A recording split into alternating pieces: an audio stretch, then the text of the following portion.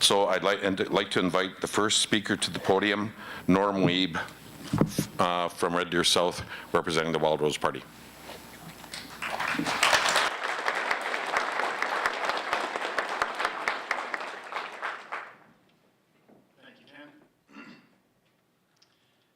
I was born in Red Deer, I was raised in Red Deer, spent the better part of my life here.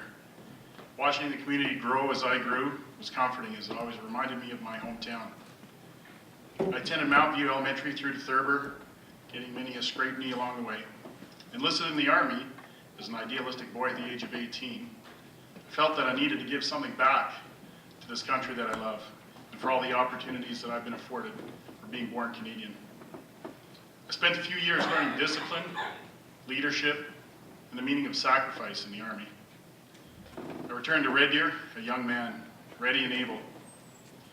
I couldn't imagine not returning, because this is the community that I love. This is my home.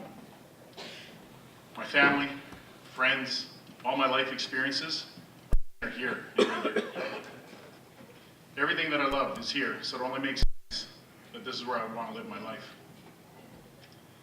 Initially, I worked on road construction, labored hard, but in time I eventually got my educational requirements behind me. I set up my own financial planning business.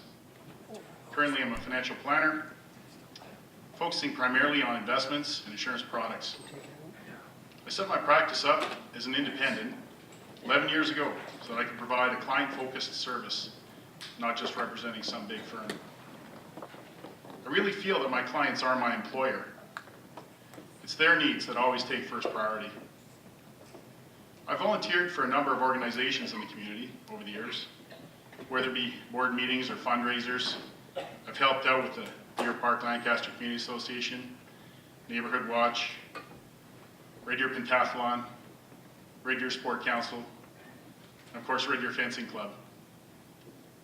As a founding member and volunteer coach with the Red Deer Fencing Club, I spent many years teaching the sport of fencing, imparting self-confidence and respect to my students. With 20 years of working in the club, I now have students who are grown adults approaching me in the street, thanking me for what I passed along. These encounters give me a feeling that's priceless. Leading a diverse, I also volunteered with the Alberta Fencing Association. Don't want to miss this. I spent 10 years serving there, most of that as their president. And that was leading a diverse group of people representing different clubs from all over the province. Sometimes we had our challenges trying to manage this group, but we all had common goals, so managed to work together collaboratively. My wife and I have a young son, only 8 months old. We want the best for him, of course. I want to ensure that he has all the same opportunities that I was afforded growing up. Just as you would want the best for your family, I want the best for mine. My first priority will always be to the people of Red Deer South. I value honesty, integrity, community, family, and hard work. I want opportunities, economic prosperity, and honest government for all. This is why I chose the Wild Rose, and this is why I'm running to be your MLA. With confidence, I stand before you certain that the Wild Rose Party will stand with our community for these same values. I want to see integrity brought back to government. I want to see our communities properly represented in government. I want to see our families respected by government. I want to see Red Deer remain the best place for your family and mine. I hope on May 5th you'll cast your vote for these same values and vote Wild Rose. Thank you.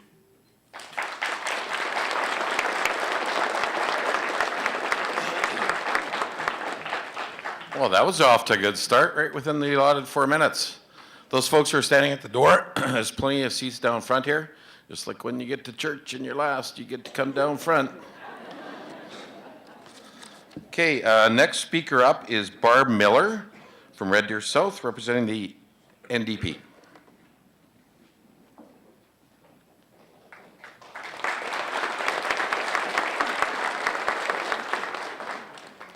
First off, I have to apologize. I've got a bad case of laryngitis.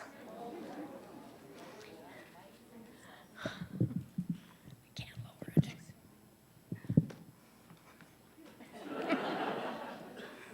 My name name is Barb Miller, and I am running to be your MLA in Red Deer South. There's something very special happening in Red Deer this election. I'm finding on the doorsteps, people are wanting change. For a very long time, people in Red Deer have been thinking about electing a new government. When I knock on doors, people are telling me that after 44 years, they are disappointed that Alberta continues to be stuck in a boom and bust cycle. They're telling me that they're frustrated with this government that talks about schools but fails to build them. And they're telling me that they're frustrated with a government that can't get on the right track with healthcare. The fact of the matter is, after 4 leaders in 4 years, people in Red Deer don't trust this roller coaster of the PCs to get us off the boom and bust cycle. They succeeded last time in scaring people away from voting Wild Rose, only to welcome them into their team. And now they want you to vote for a team that ignores Alberta's priorities and blames us for their failures. To me, this election is a referendum on Jim Prentice's budget. A budget that would slash education spending, that would cut health spending, that would impose 59 new taxes on Albertans, all while taking a pass on ensuring corporations don't have to pay their fair share. I disagree with Mr. Prentice's approach. I believe we have the right priorities for families on health care, education, and jobs. Well, Mr. Prentice, pardon me. Well, Mr. Prentice's 10-year plan forgot to include a job creation plan. Rachel Notley wants to give all businesses a tax credit for creating new jobs. We can make life a little easier for small businesses while encouraging the growth of new jobs. That's the kind of leadership Rachel Notley represents. I believe we have the right priorities for Red Deer, and I think we can make Red Deer even better. After 44 years, this PC government is only focused on one thing, the PCs. They want to stay in power, and they will say anything to do that. They're even happy to blame Albertans for the roller coaster ride they've built for our province. But I can sense a shift in this election.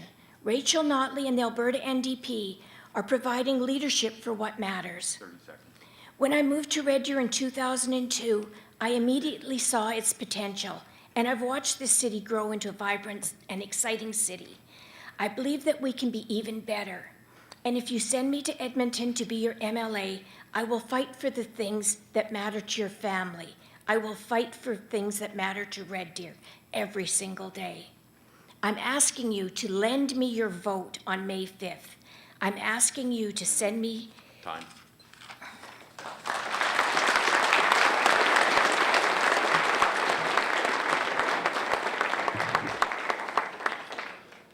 She was actually standing on her tiptoes back here. Good job.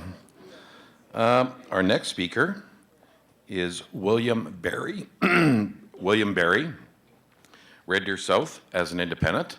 I'd also like to welcome his speaker with him, Joanna Barry.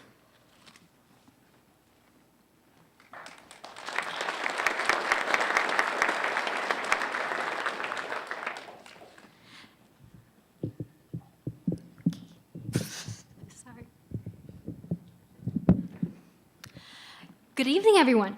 My name is Joanna Barry, and on behalf of William Barry, I am representing a statement. Candidates for political office will usually say and promise anything to win your vote. But after they win the election, they start breaking the promises that they made to you. They will promise and say anything to get your vote. They tell you what you want to hear with little regard for the truth. I will make only one promise. I will work diligently to reduce government waste, incompetency, and the old boy networks that looks after the party members and financial backers. There is an old joke. How can you tell if a politician is lying? His lips are moving. My lips will not be moving, only my mind and pen. I will not make any promise that I cannot keep. Alberta should be the richest province in Canada with the best education, health services, environment, and quality of life. Sadly, that is not the case today. Thousands of workers are losing their jobs, and major cuts in health and social benefits are forced on Albertans.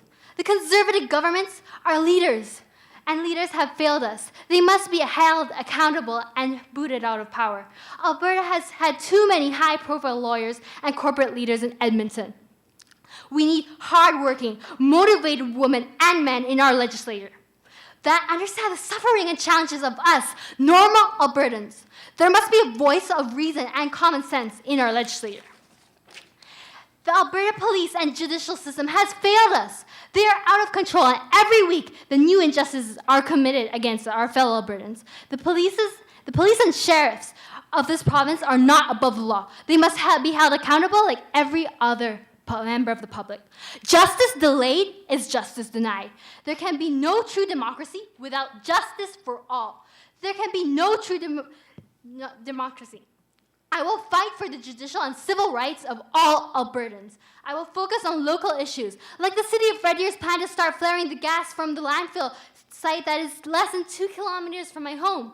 Is this the right alternative? What studies have been done?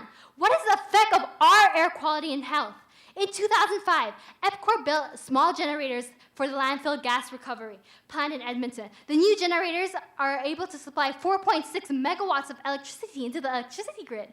This is enough to power over 4,600 homes annually. These units save the environment and provide economic value to the community. Even if there is no cost benefit, the flaring of natural gas so close to our homes is not acceptable. In 110 years, Alberta has had only 4 parties hold the reins of power, and more notably, there had only been 3 changes in the government in those years. The current party has been in power over 44 years. It is very apparent today that they have failed to enhance our quality of life. I will not accept their empty promises without a fight. I am running for the Red Deer South MLA position to hold them accountable for their failed policies and leaders. With your support, I will fight for the changes that will make our communities a better place to live and raise our families. I am a fighter for the rights of every Albertan. My ancestors fought with hatchets and muskets against injustices for hundreds of years. We Albertans deserve a government that makes the people's welfare the top priority, not the old boys club and their big financial supporters. Thank you. Vote Red Deer South MLA on May 5th.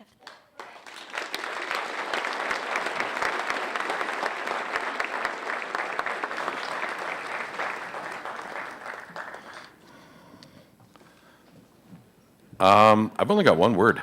Wow.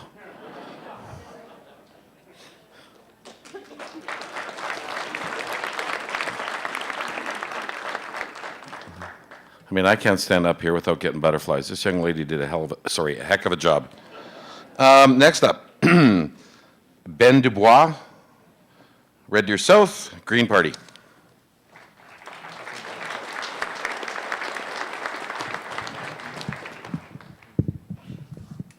Crouch down.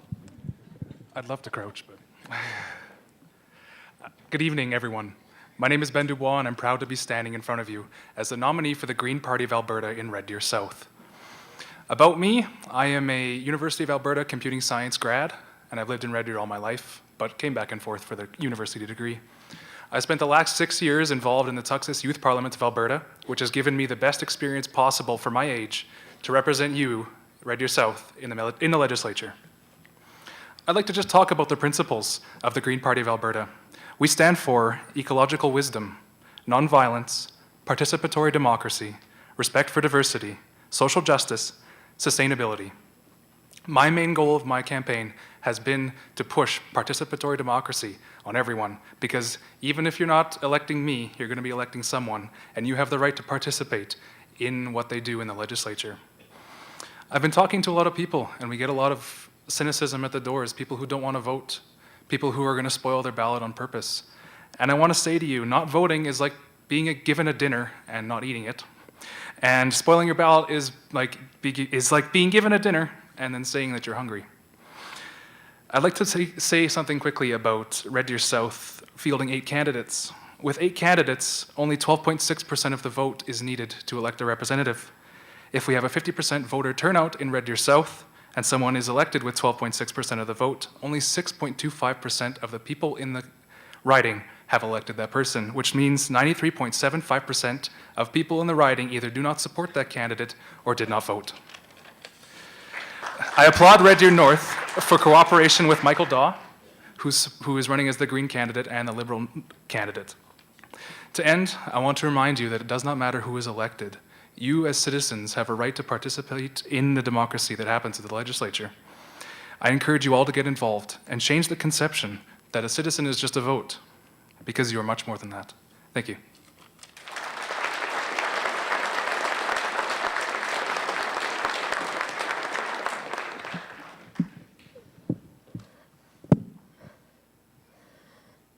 Yeah, it was either that or me standing on my tiptoes. Okay, Ben, you get points for brevity and getting your point across. Next presenter, Crystal Crom from Red Deer North, the Alberta Party.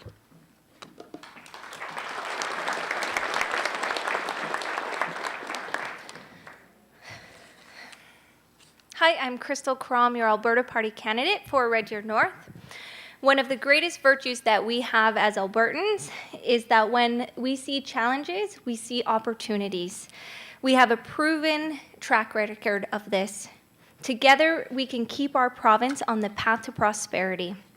I'm a businesswoman, and I see 3 opportunities to make strategic investments in our community. First, now is the time to make strategic infrastructure investments in the Red Deer Airport and expand their runway.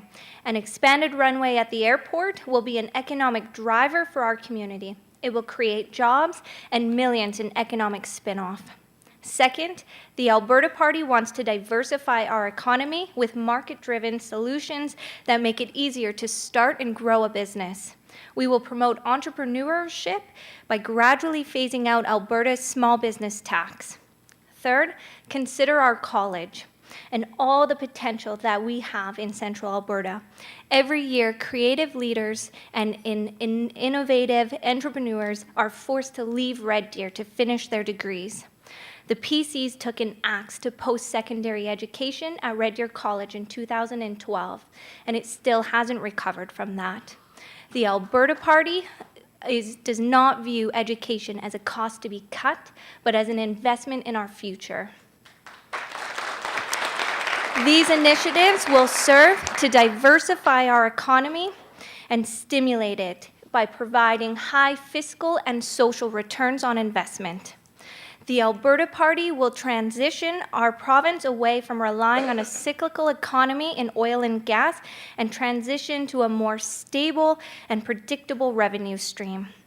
Crucial first steps in reducing our government's dependence on oil and gas include 4 ideas.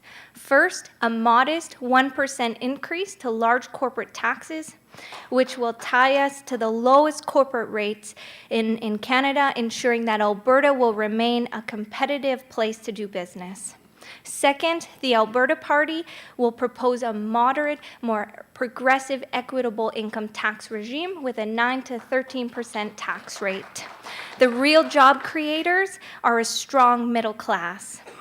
Third, we will also empower frontline staff to find cost-saving efficiencies through zero-based auditing of all departments.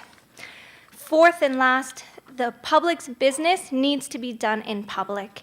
We need to take the Auditor General's office seriously and maybe give them sufficient funding. Without transparency, there can never be accountability. Let's balance Alberta's revenue and spending, and let's not be afraid to use our excellent credit to make much-needed infrastructure updates. The Alberta Party will work to balance the budget over 6 years with these policies as first steps. We can do better. As an MLA, I will be focused on sound business principles and advocate for policies that will balance budgets, save us money, and invest in our future. I'm Crystal Crom, and I ask for your support. Thank you.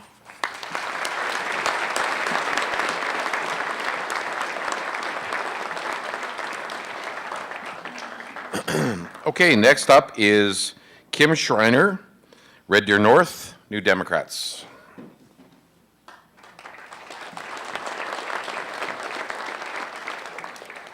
Hello, my name is Kim Schreiner.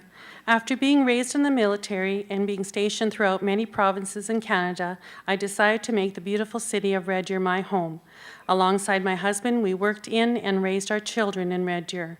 Becoming involved in politics is something that I felt I had no choice but to do.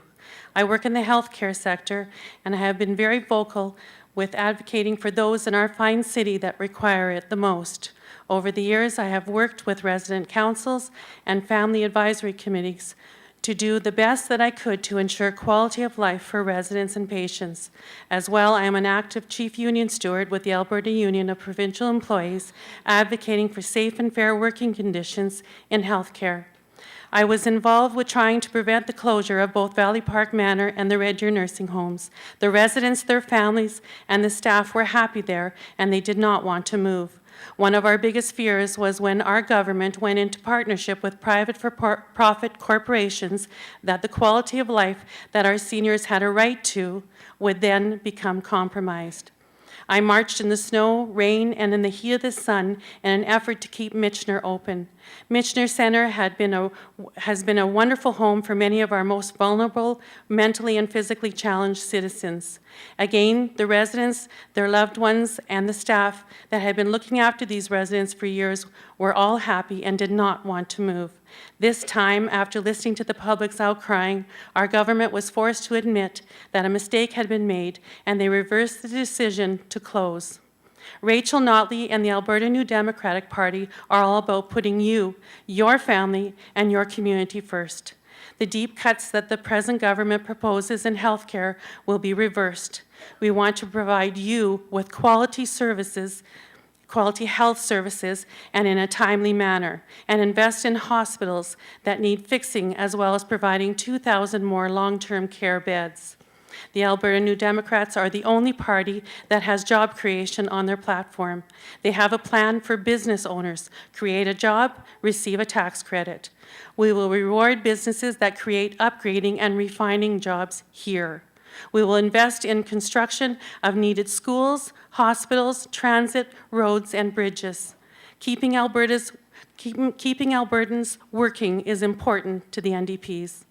Education is something that is important to all of us, whether you have children, grandchildren, or children in your community that are attending school.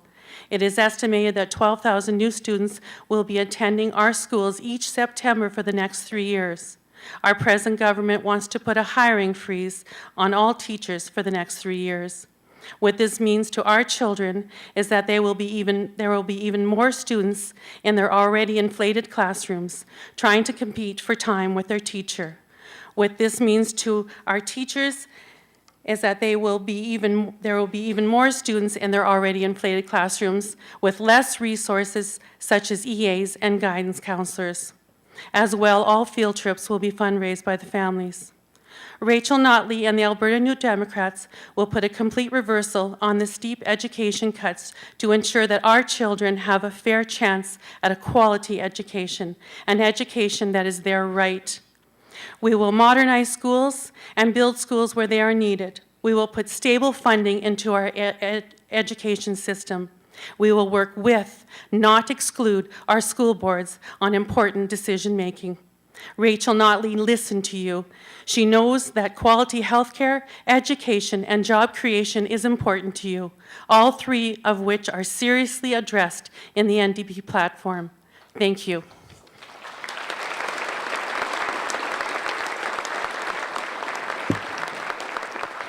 Okay, just a reminder that if you're tweeting, I got that right this time, didn't I? If you're tweeting, the hashtag is RDForum, and you might put out a hashtag, boy, are these candidates prepared. All right, next up is Patty Argent from Red Deer South, Independent.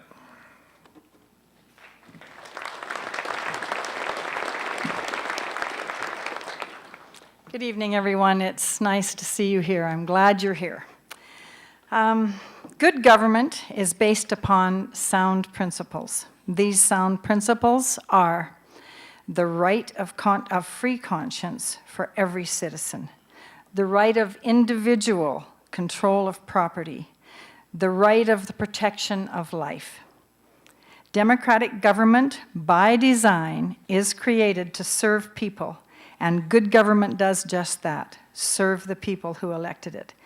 Good government is not self-serving. These are the basic, time-proven principles and they are the reasons that I have chosen to run as an independent. Free conscience does not mean that because I say it, it therefore has to be.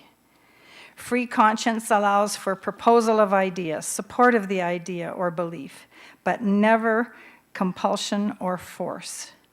Individual conscience is a basic premise of what we know democracy to be.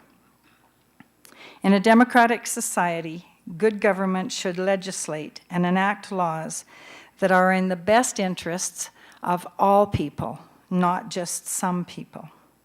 In a democratic, good government society, individual conscience is held very sacred. The right of control of private property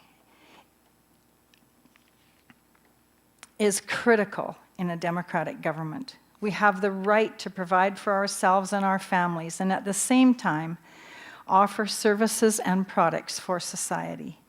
The more choice and the more competition we have, the freer we become. People in a democracy have the right of protection of life. We have the right to become the best we can be. Respect for the sanctity and dignity of every life from conception to death is a fundamental principle of good government. Thank you. Being politically correct certainly has no place when we are dealing with the lives of people, whether they are people who are strong and capable of contributing to society, or whether they are among the very vulnerable who are so dependent on the help of others. I am running with the hope of initiating change. I believe that unless we have good, sound, solid principles to work from, we do not get the peace that the people need. We do not get the freedom that we so deserve.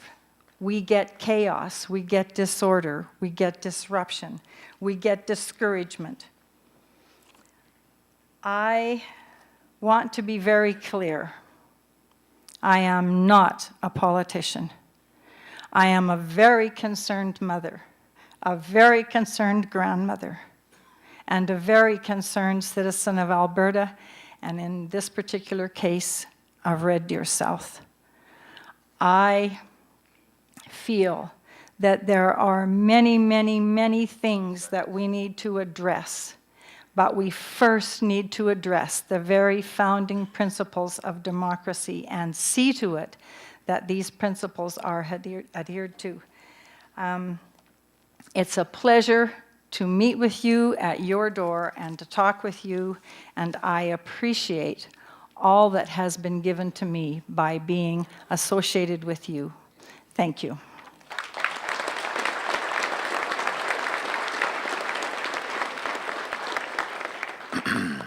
Next up, Michael Daw from Red Deer North, Liberal.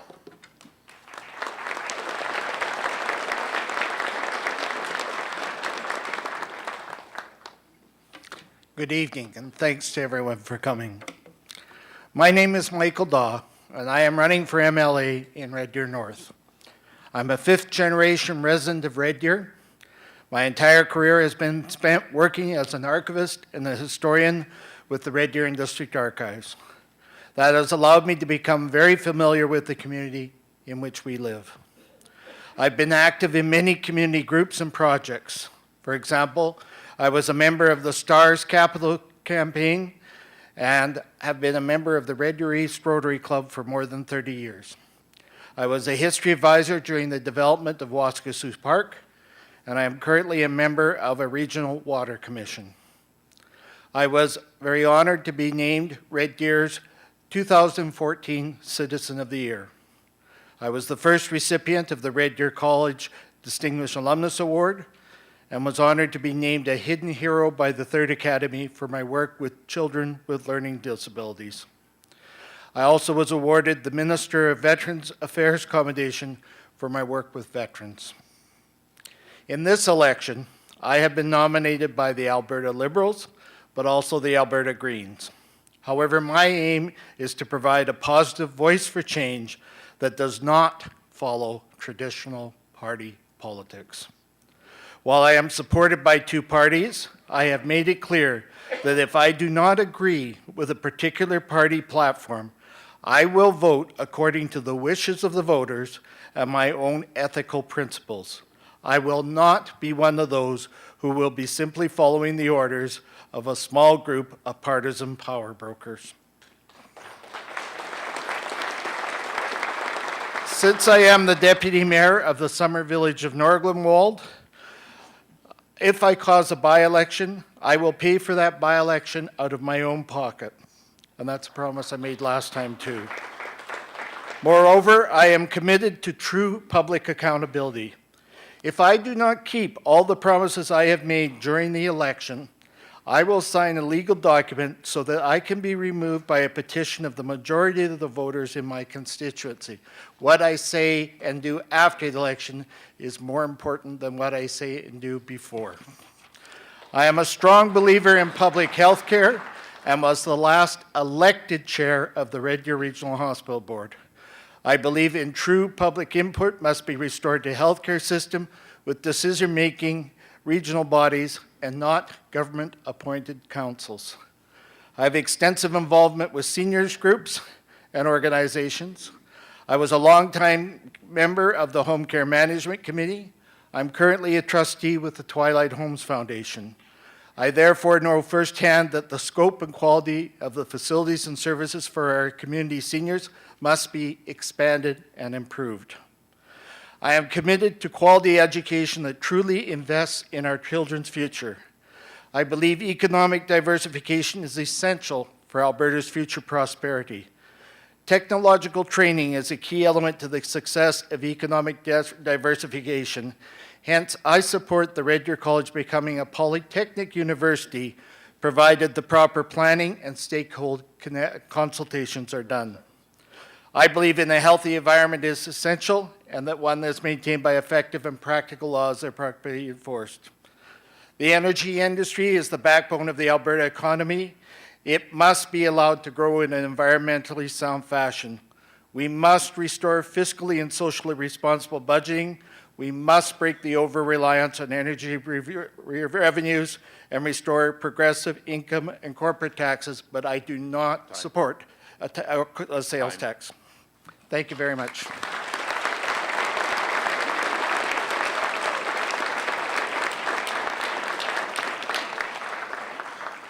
Next up, Darcy Mikititian, Red Deer South, PC.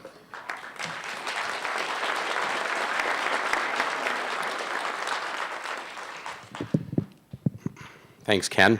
Good evening, and thank you all for coming out this evening, and as well, thank you to the Red Deer Chamber for organizing and hosting this important conversation about the future of Alberta. This year, my wife Loretta and I will be celebrating our 17th year as Albertans, and this summer I will celebrate my 14th year as a resident of Red Deer South. In that time, close to 800,000 people, our friends and our neighbors, from across Alberta have come from either somewhere else in Canada or from a locale around the world.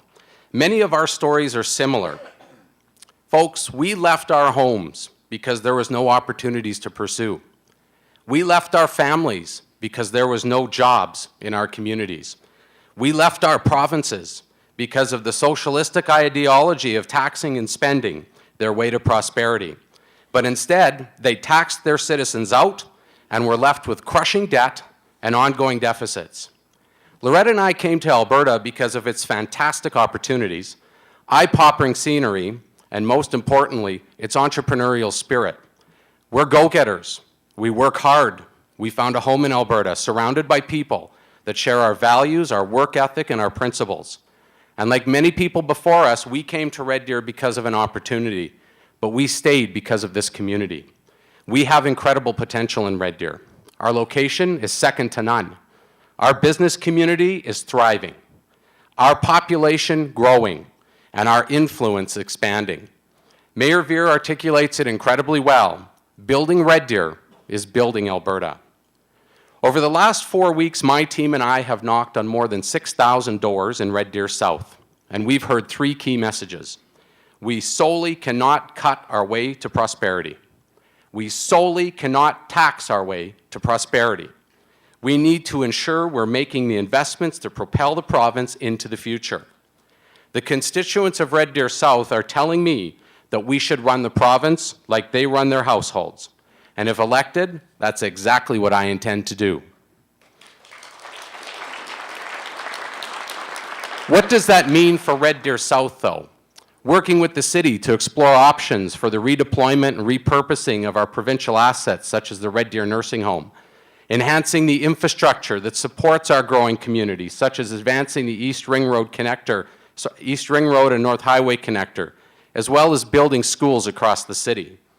Working to ensure that we have a new courthouse located in Red Deer South and serving Central Alberta to be included in the 10-year capital plan is what I would advocate for. Understanding how we can meet and support the health needs of a diverse and growing population through the Red Deer Regional Hospital and other health facilities, and ensuring that we look far enough into the future to accurately estimate and invest in education of our the education needs of our community at the primary, secondary, and post-secondary levels. The plan our party is bringing forward does just that. Over the next 3 years, regardless of what the price of oil is, we will reduce spending, we will raise revenues, and we will use the money we've already saved in the contingency fund to balance the budget by 2018. Prosperity is built on market access, global access, and selling our products to the world. Our plan is the most responsible and achievable way of ensuring we support job growth and the entrepreneurial spirit that brought so many of us to this great province and wonderful city. On Election Day, you get to make a choice about who has the most effective plan to move Alberta forward and who the most qualified candidate will be to represent you in Edmonton. I applaud each person sitting here on this stage this evening for their commitment to our community and province. As you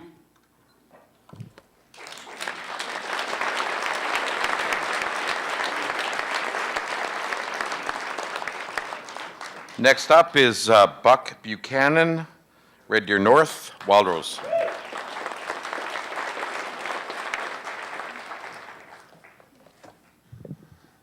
Thank you, Ken, and welcome everyone. Thank you for being here, and thank you to the Chamber for putting this on tonight. Just briefly introduce myself to you. I am from a small town in Manitoba, a little place called Nipoa, and when I was 12 years old, my dad moved us to Regina, and I took my high school in Regina, and from there I joined the RCMP. And when I was in the RCMP, I had the opportunity to put down where I wanted to go and where I wanted to get to, and I put down Alberta as my first choice. And when I had my little interview with the staffing officer, she said, "Where in Alberta do you want to go?" And I said, "I want to go to Red Deer." And he said, "Why Red Deer?" And I said, "Well, my brother-in-law was presently stationed at Red Deer. That was the mid-'70s, and I liked it here. I was working seismic at the time. I was in the patch and coming and going through Red Deer, and I liked the place, and still did. It took me 22 years and 4 provinces to get back to Red Deer. We got back here, and my wife, who's out in the stands there someplace, I'm not quite sure why, she's stuck around and hung with me for 36 years now. And I have 3 adult daughters, at least they tell me they're adults. And we have 1 little grandchild, I think she's somewhere in here too, and another one on the way. And of course, they're definitely the apple of this grandpa and grandma's eye. So what's going on? Like, my mom and dad, we moved them out here about 7 or 8 years ago from Manitoba. My dad passed away about 1.5 years ago after about 4 years of dialysis. So we had the opportunity in that to see what was happening in healthcare. And then just recently, my mother had a heart operation in Calgary, and we just got her out of the hospital here about 2 weeks ago. She was being housed on Ward 31 at the hospital here, which was kind of becoming it's almost like a seniors place to house seniors. And my mom, they started talking about moving her to another little hospital somewhere in the neighborhood. I wasn't really getting an opportunity to see her at all because of my council commitments at the time. I've been on city council here in Red Deer for 7.5 years now. I'm glad to hear that Darcy says that we're going to start working with council. That's a good idea because provincially we've mostly been a stakeholder, and I think we absolutely need to be a partner. I'm hearing a lot, and thanks for all of you folks for showing up tonight and putting yourselves out there. You know, it takes an awful lot, and we're hearing an awful lot at the doors. But the Wild Rose Party is the only party that is not going to increase your taxes. They're not going to go up. We know that health services is broken. I'm pretty sure that probably everybody in this room knows that. We're going to fix it. We've got a glut of mid-level managers. We had the same thing in the RCMP. I'll tell you a story about that after when I got some time.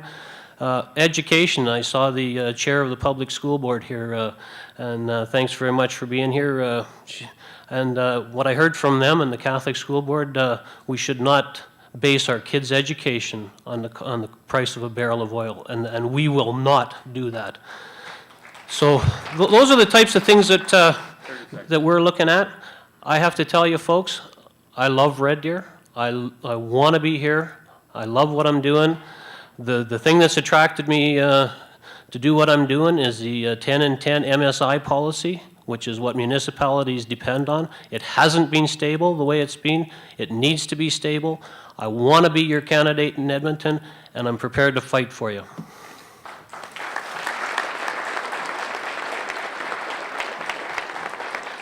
Okay, so Bucks from Napawan got a real woo. I grew up in Medicine Hat. Woo! All right. That's my peeps. Okay, next up is Serge Gingras, Red Deer South, Alberta Party.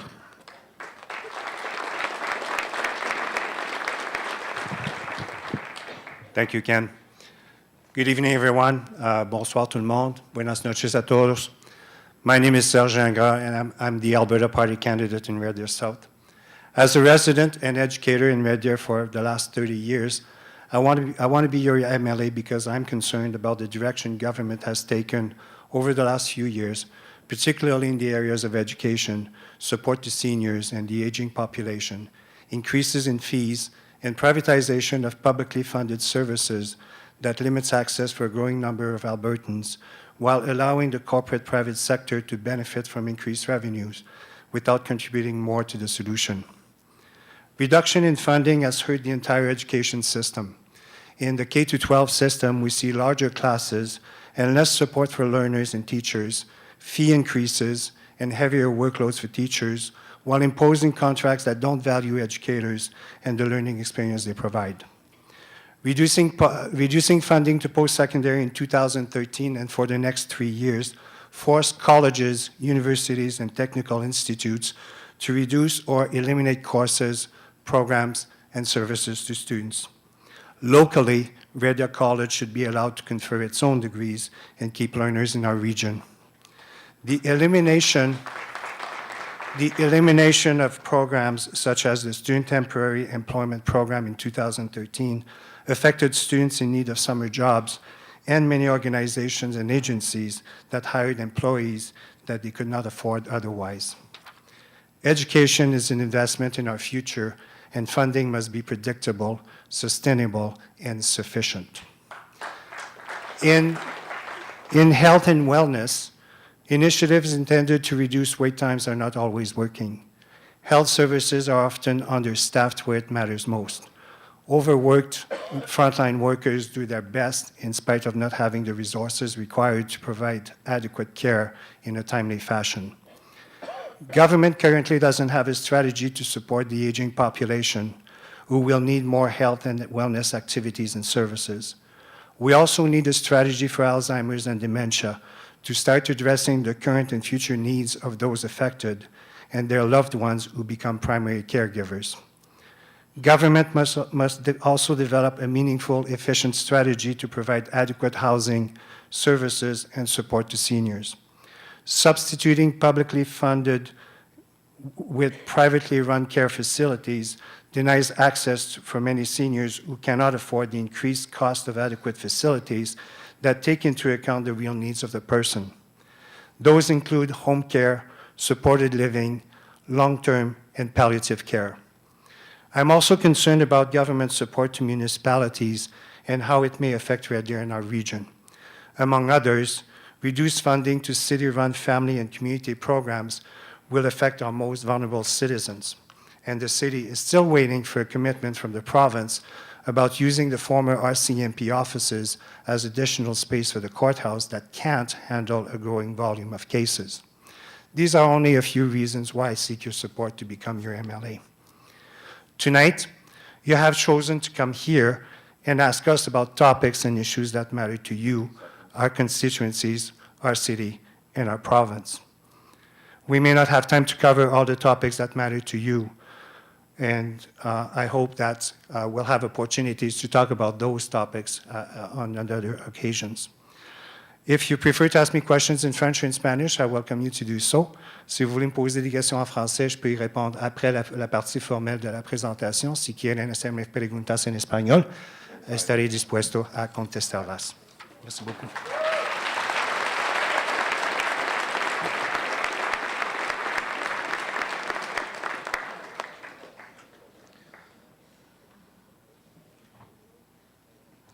Next up is Christine Moore from Red Deer North, PC.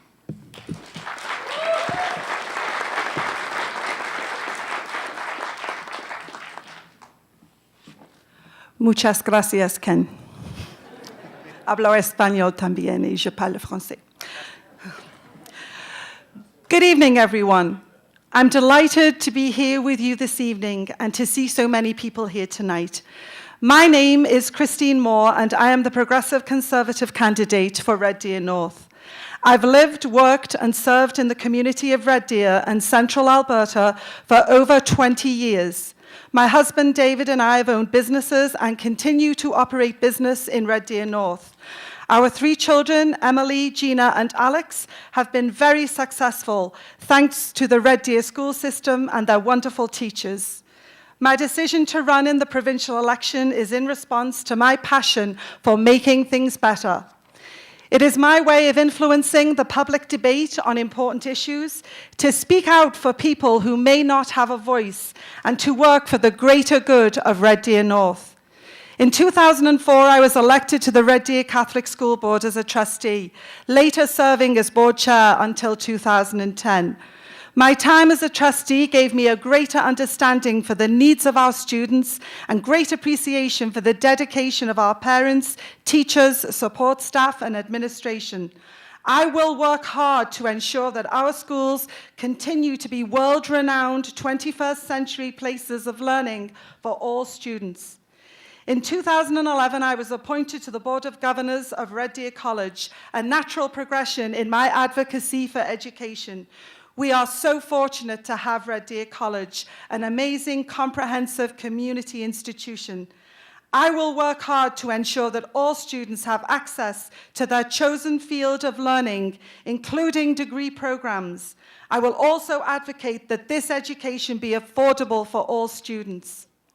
My experience as the co-chair of Central Alberta Children and Family Services Authority gave me a deeper understanding of the challenges facing vulnerable members of our community and just how critical support to them is. During that time, I was privileged to work closely with Aboriginal communities in our region. To me, it is very clear that we cannot ignore the challenges facing Aboriginal people. My recent experience as a municipal councillor has given me a deeper understanding of the realities facing Alberta's municipalities today. There are taxation challenges, aging infrastructure, affordable housing needs, ending poverty, and tough choices to make. We also need to ensure that our seniors have the opportunity to age in their communities, close to family and friends, and to have continuing care available when they need it. And we need to ensure that the Michener Centre stays open for those who have lived there all their lives and call it home. Since I founded the Sheraton Celebrity Dance-Off in 2011 as a volunteer, we have raised over $1 million for non-profit organizations. I know that healthcare is important to everyone in this room, and we want to have the best system in place when we need it. We need to make sure we are operating an efficient and successful system with more dollars directed to the front line. I care about our seniors, our children, and our Aboriginal communities. I care about our educators and health providers. I think of the economic hardship that many Albertans are facing and the importance of safe communities and our first responders who protect us. Like most Albertans, I value straight talk and want to work with a government that respects the people, that reflects honest values and a strong work ethic. Our city and our region have urgent priorities that require a strong voice in Edmonton.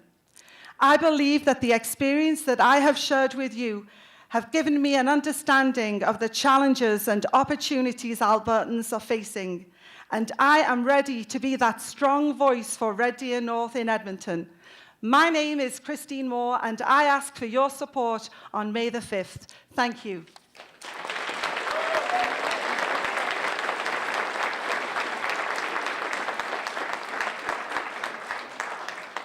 Final opening comment, Deborah Checkle, Red Deer South, Liberal.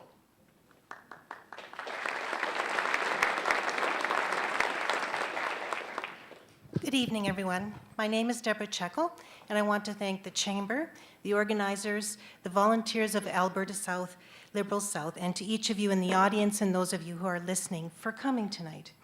Over the past few weeks, I have spoke with many Red Deer constituents, and I am sure you are aware there are major issues of this campaign: healthcare, education, a current fiscal budget, and the mismanagement of Albertan tax dollars. Local issues have also arisen.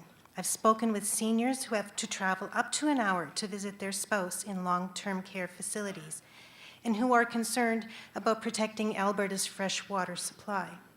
I've spoken with frontline workers facing cuts to trained nurses and witnessing unnecessary wastage in the process.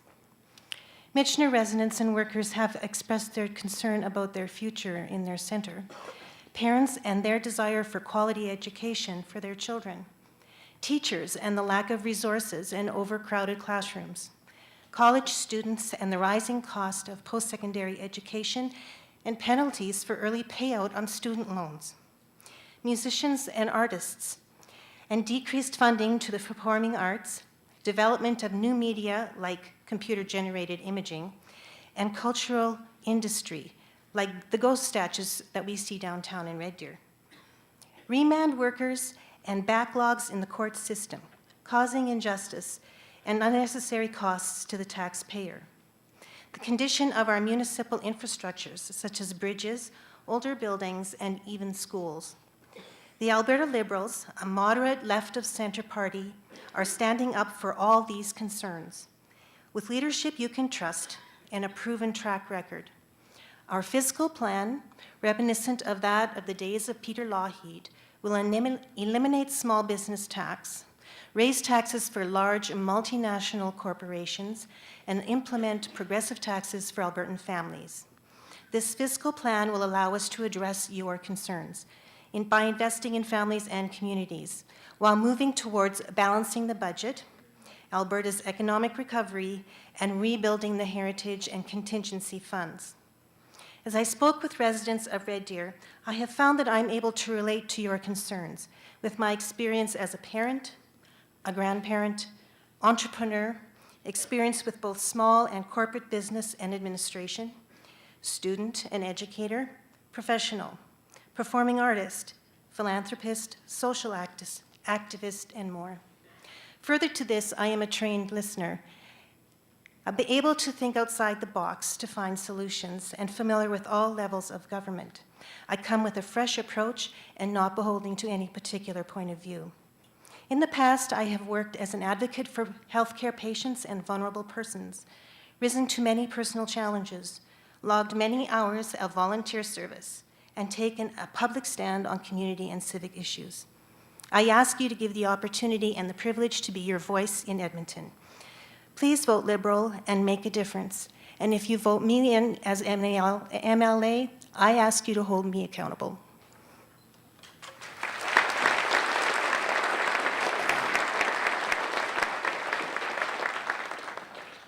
Okay, we're now going to move into the second part of this evening's proceedings, which is question period. Can we just, somebody sitting by the mic or somebody that knows how to move the mics, can we just move them into the center of the aisle? Okay, just a reminder, the folks, you have 1 minute to, roughly 1 minute to pose your question. Again, if you're going to ramble on, I will cut you off. And as we're going to hold you to that limit, we're also going to hold the candidates to that limit. Sorry, I just have to find my pen. We will I'll be picking at random 4 candidates to speak to a particular issue. And with that, we'll start at that mic. Sir, it's on. Good evening. My name is William Weisswasser. I live in Red Deer North. First of all, I'd like to thank all of the candidates for being here to speak to the public and to entertain questions from the public. I have a question for Mr. Buchanan. You originally ran for the PC nomination, but you did not win that race. You then declared for the Wild Rose, but there was a problem. Wild Rose Red Deer North had already elected their nominee. The Wild Rose leadership dealt with that democratic dilemma in a rather crude fashion, simply pulling the elected nominee and installing you in his place. The Wild Rose claims to be a grassroots party. Get to your question, please. I'm asking. The Yeah, Wild you got 10 Rose seconds. claims to be a grassroots party. How do you explain the hypocrisy of the dictatorial conduct in ignoring the election of the nominee? Thank you. Okay, I'm going to let that question be answered, but please ask your question so that I can ask 4 people to answer. Buck, you can go ahead.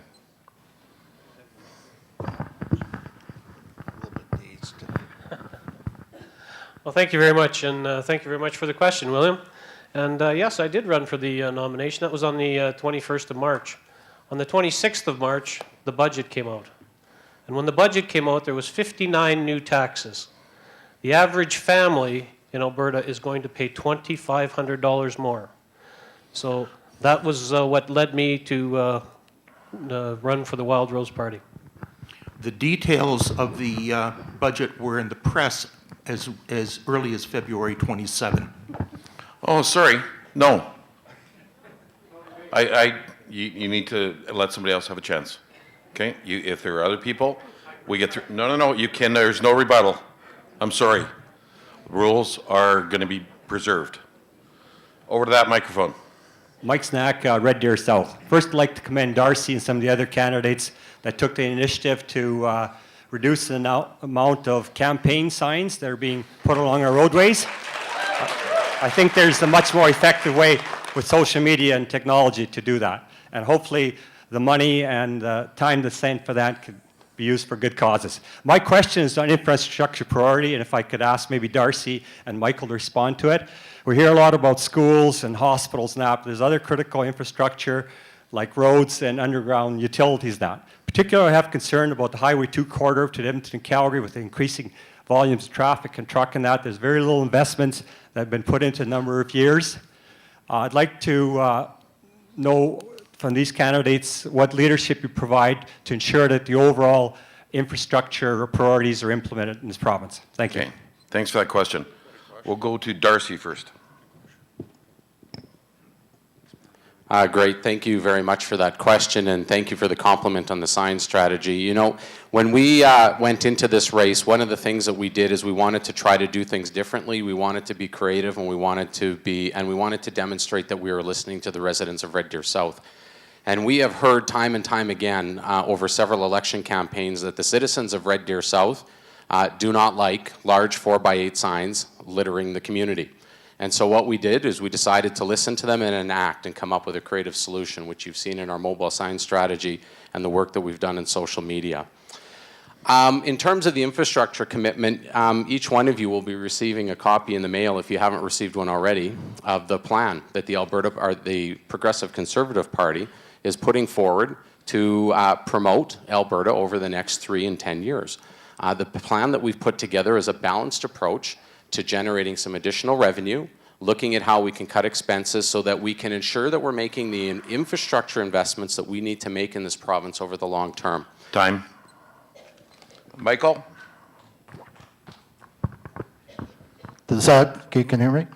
Thank you for your question. Actually, on the first one on signs, I can tell you that all but 5 of the big signs actually are recycled. We just use stickers to make old signs into new ones and to update them to what we currently were doing. On the issue of infrastructure, it's always a nebulous issue because everybody has a particular cause and a particular wish.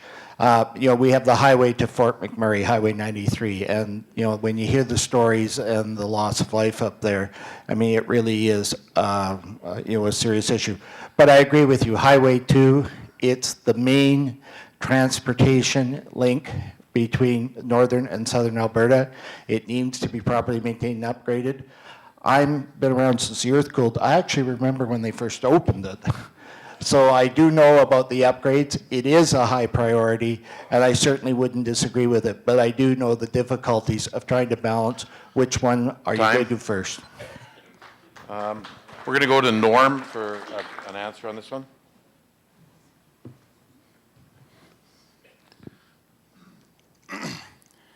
Yes, so with the Wild Rose Party, we see a flawed system that's costing us more time and money than it needs to with infrastructure. When we fix the planning and tendering system, Wild Rose balanced, responsible, and fully costed capital plan will absolutely meet Alberta's transportation needs. Okay. Next up, we'll ask Serge to respond to that.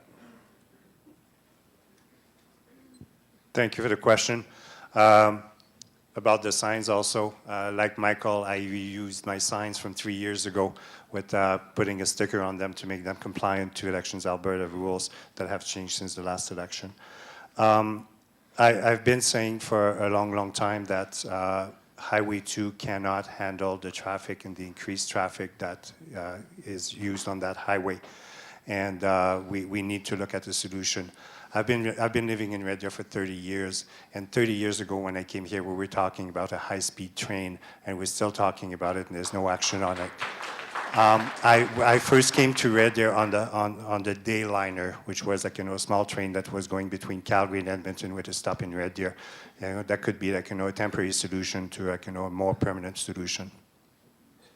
Okay, sir, you're up. Hi, Mike Axworthy, Red Deer North. I've got a question for either of the NDP candidates. Two-part.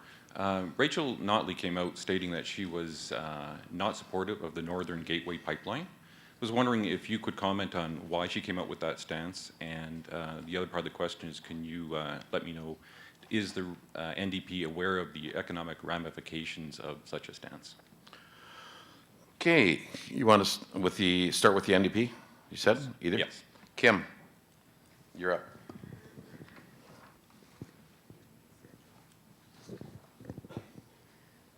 Hi. So Rachel Notley and the NDP's, we want to put a group together and focus and see how. Sorry. We're concerned about health risks, so we want to have a group put together and come up with something within 6 months to bring to the public about whether or not it's healthy for our citizens. That's first and foremost with the NDP party. Okay, you know what? Since you asked about the two NDP candidates, I'll go to Barb Miller.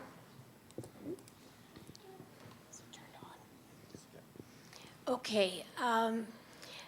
What the NDP doesn't want happening, we don't want our resources to be ripped and shipped. We want the upgraders to be built in Alberta, creating the jobs in Alberta. We can then ship out the upgraded product at a higher revenue to our province, bringing more money into our coffers for our people. Okay, it was asked specifically the NDP party, but I'm looking to see somebody want to put up their hand to see if they want to comment on that. Christine? Thanks, Ken. Just like to state that pipelines are critical to Alberta's long-term economic security and prosperity. And our government will continue to actively and rigorously advocate for new pipelines with pipeline projects, including the Keystone XL pipeline, the Northern Gateway pipeline, and the Energy East pipeline. Pipelines are the safest, most efficient way and most environmentally responsible method of transporting Alberta's energy products to market.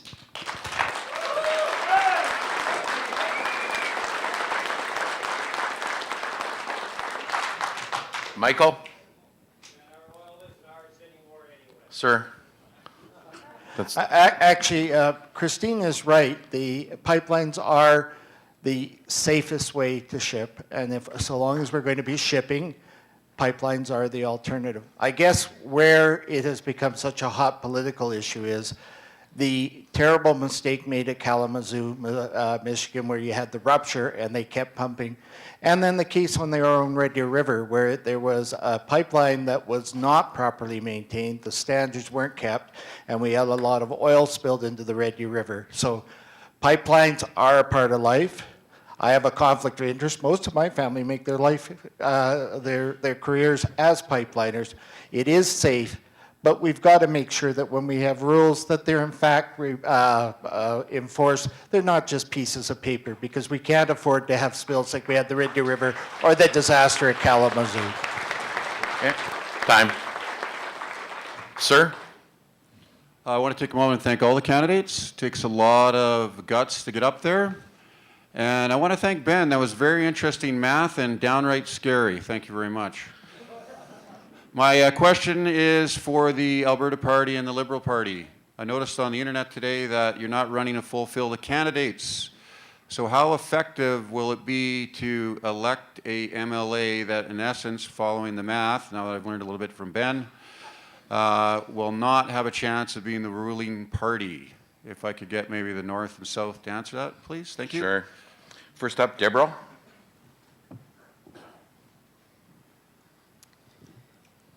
We received a message this week from Dr. David Swan, and his concern is not about the 56 candidates we do have. It is about the early election that was called, and we were not prepared. We were expecting it a year from now. And we're not too worried about that, because what we really want to do is form an effective opposition or opposition coalition if that's necessary. Sir, that's it.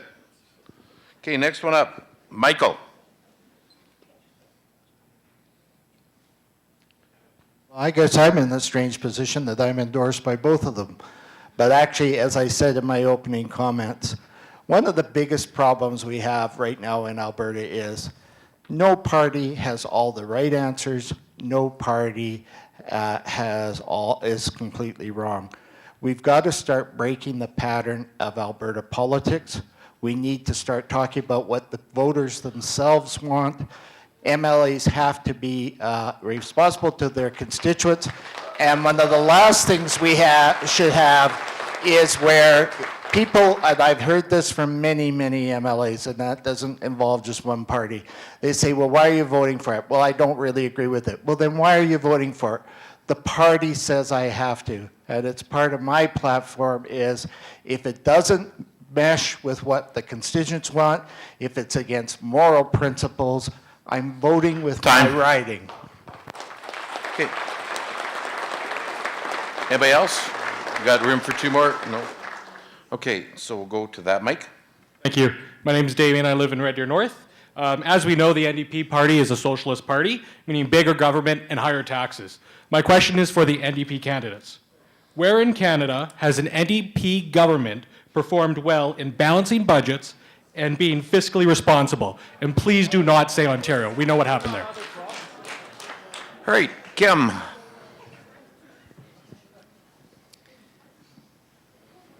Well, the NDP track record in other provinces,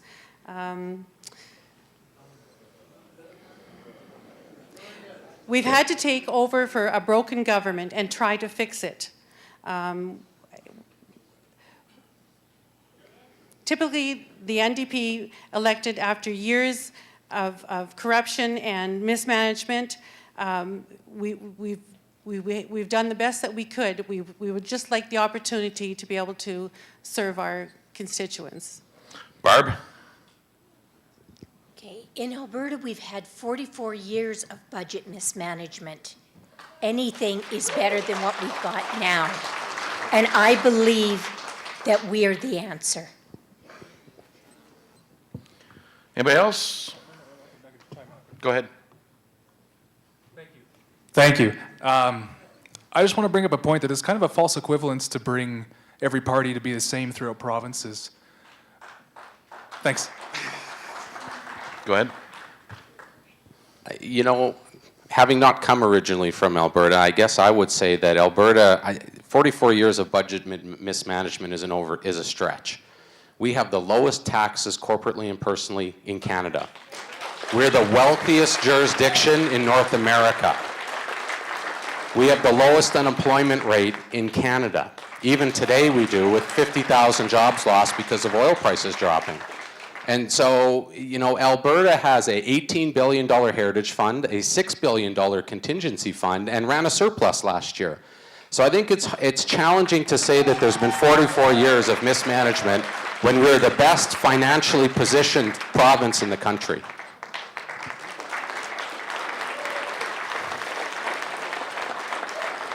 Anybody else?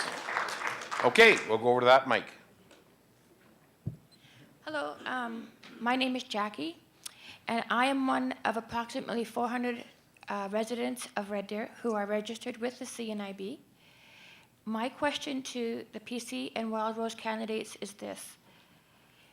If you have an injury such as a spinal cord injury, stroke, amputation of any kind, your primary health care rehabilitation is covered. But if you lose your vision, it is not. We need rehabilitation to learn mobility, to be safe in our communities. We need rehabilitation in our homes to be safe in our homes. This service is provided free to us through a charity called the CNIB. Question, please. What is your impression on this, and what would you like, how to fix it?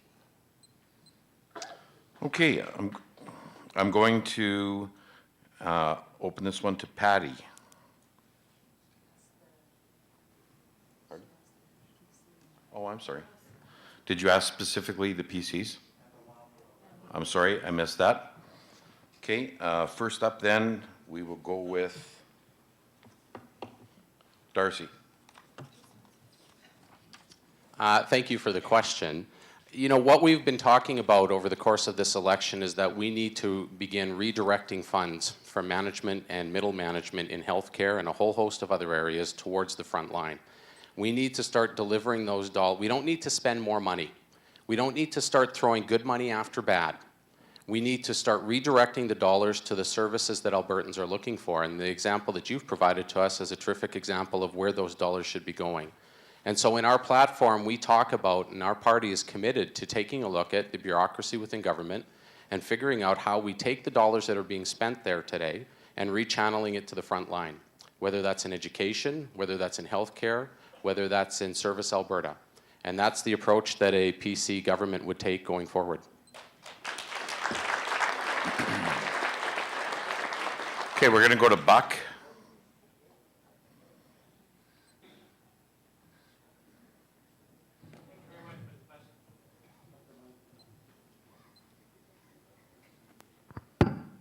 Thank you very much for the question. And as Darcy said, we recognize that there has been mismanagement within the healthcare system, and that's what needs to be fixed. The mid-manager level, and I'll tell you my little RCMP story now, just very quickly. When I was Okay, let him answer. when I was stationed in Vancouver, they took 50 of us over to Parksville for a retreat for community policing, and they brought in all of the senior managers within the RCMP at the time. And at that time, they brought in the head financial person, and he told the 50 of us that presently within the Mounted Police we had 28 directorates, and they said that we needed 8. And he further went on to say, ladies and gentlemen, right now in the Mounted Police we have 2,600 members in Ottawa, and we need 600. And he said he's telling a bunch of people that are working Fridays and Saturday nights by themselves, the frontline guys, that they've got 2,000 people in Ottawa that they didn't need. And that's Time. the type of thing that's happening Time. in Alberta Health Services. Time. Okay, Christine? Thanks, Ken. I'm really glad that you shared your experience. It's interesting because Premier Prentice has committed just recently to investigating the citizens with sight impairment, and he was quite shocked by the information he found and is definitely going to proceed and investigate it further. So if I intend to make that concern known, I will reiterate what you've just shared with us, and I thank you so much.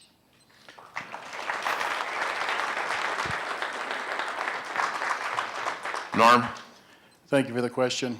The Wild Rose Party is absolutely committed to enhancing frontline staff. We have a very simple plan where we're targeting the bloated management within Alberta Healthcare Services. We're going to be axing essentially 1,600 management positions, saving an incredible amount of money. All of that will be directed towards frontline. Okay. Sir? Good evening. My name is Noel Johnson. I'm from Red Deer North. My family and I live there, and I own and operate a business in Red Deer North as well. My question is going to be directed towards the Wild Rose candidates, and more specifically Buck, because he's running in the north. Your party has indicated it's going to be making some significant spending cuts, and I was just hoping you could clarify specifically to me where those spending cuts are going to happen, and even more specifically how it's going to impact us in Red Deer North and hopefully benefit us. Buck? Thank you.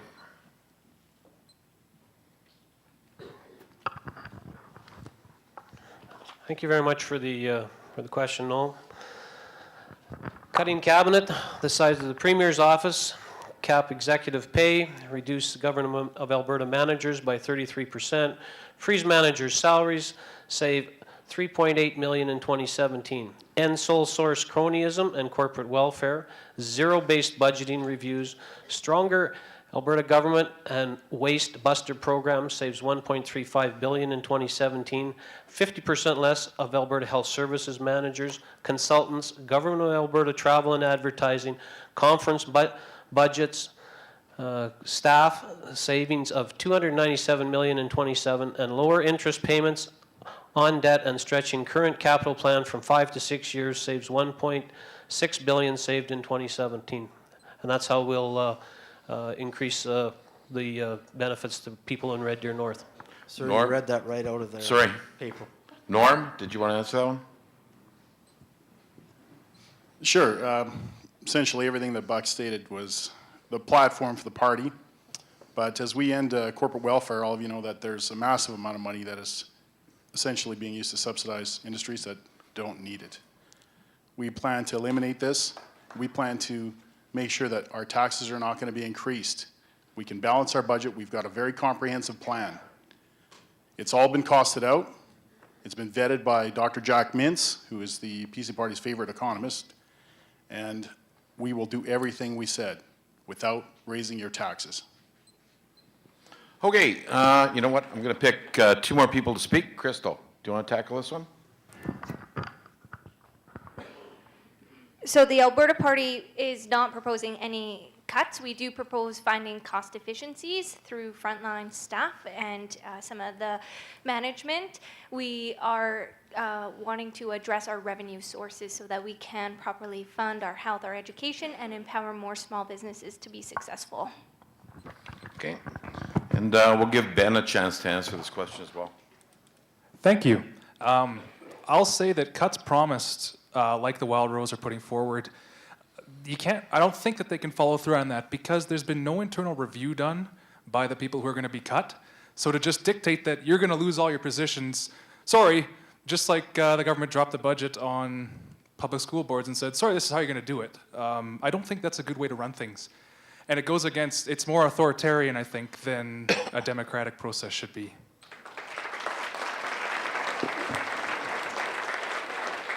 Over to this mic. Hello.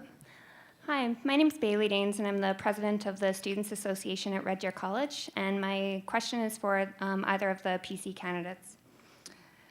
There's a lot of talk about aligning Alberta with national averages, but Alberta has the lowest post-secondary attainment rate in the country. Yet this sector sees budget cuts, and we are entering talks to remove the tuition cap, thus making post-secondary less accessible to Albertans.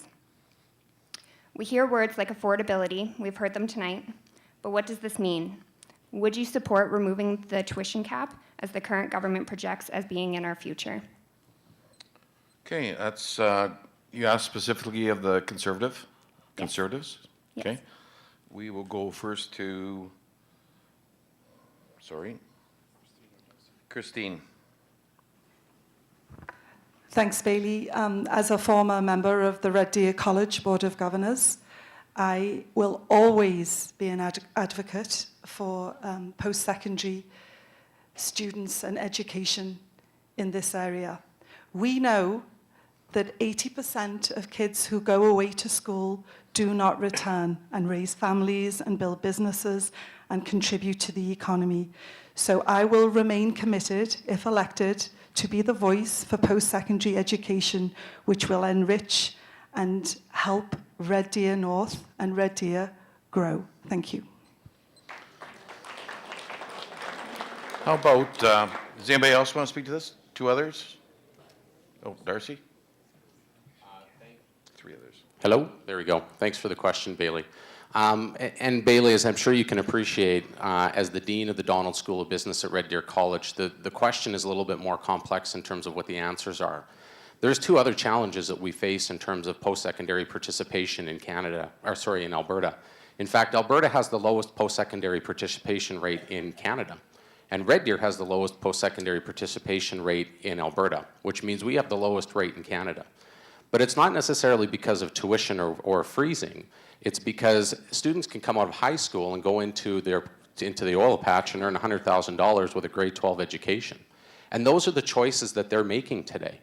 And so they're going out and pursuing a career and building wealth for themselves. And when things slow down, such as what's happened now, we start to see them come back and take a look at whether or not they should be pursuing a post-secondary education in a trade or in a non-trade type of program. And so, you know, as the Dean at the Donald School of Business, part of my job is to go out and help recruit. Go ahead. 1 minute. Thank you for the question, Bailey. The NDP party would like to implement a real tuition freeze for post-secondary students. We will roll back the recent modifier fees. This will make post-secondary education more accessible and affordable for all families.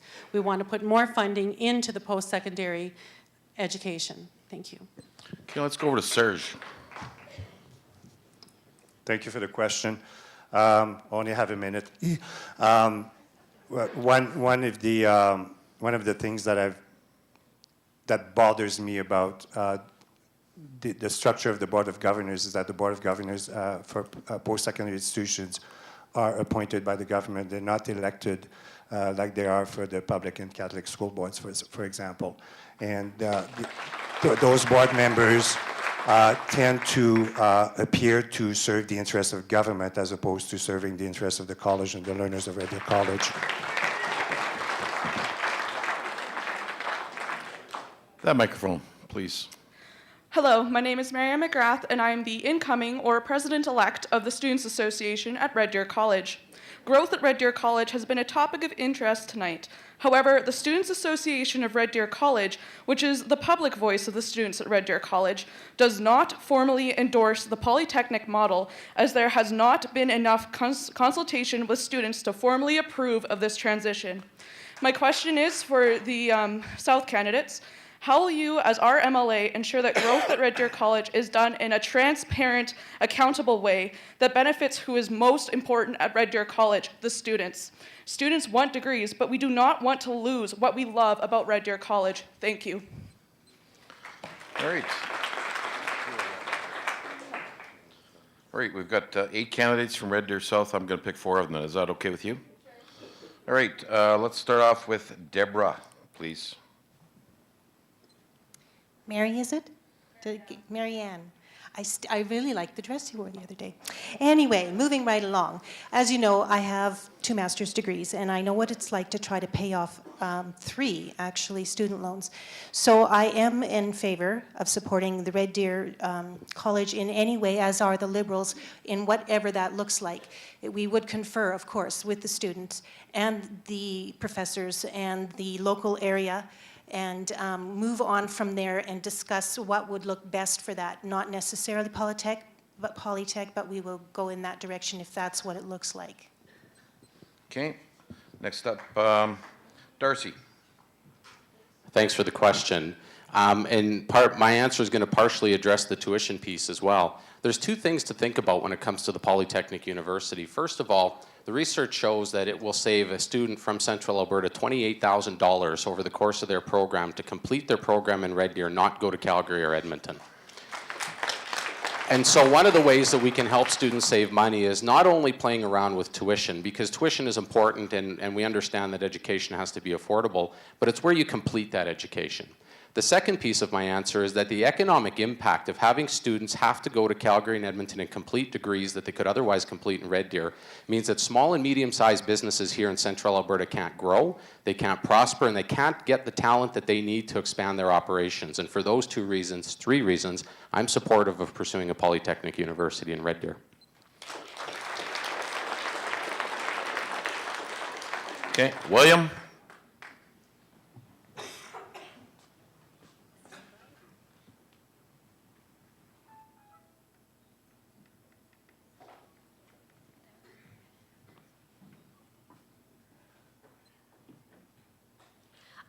Are they allowed to self-direct funds held in reverse?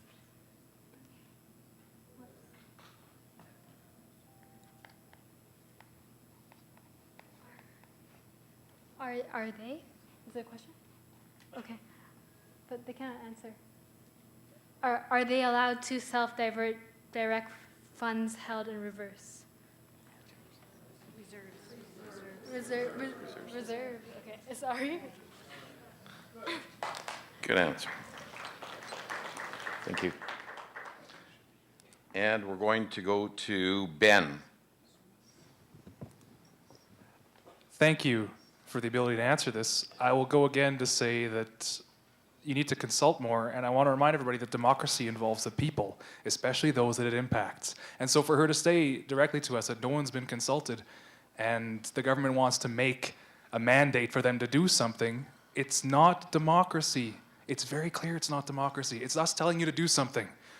You can elect us and we'll tell you to do something, but that's not the way it should be. It should be you can elect us, we'll talk to you, and we'll make sure the decision that gets made is in your best interest and not the best interest of the government.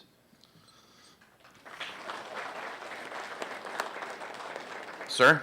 My name is Lee Hankey. I live in Red Deer North. My question is mainly for Ms. Moore of the PC Party, but anybody in the North can answer. I would like your thoughts, not your party's, on greenhouse gas and how, if you have any thoughts on it, how you would deal with it. Christine? Thank you, Lee. This is a really important issue that you have that you've brought forward. I believe that we must be environmental stewards of this land on which we live. It behoves us for the future, for our children and our children's children, and I will advocate for policies that support the stewardship of the land. Thank you. Okay, over to Michael.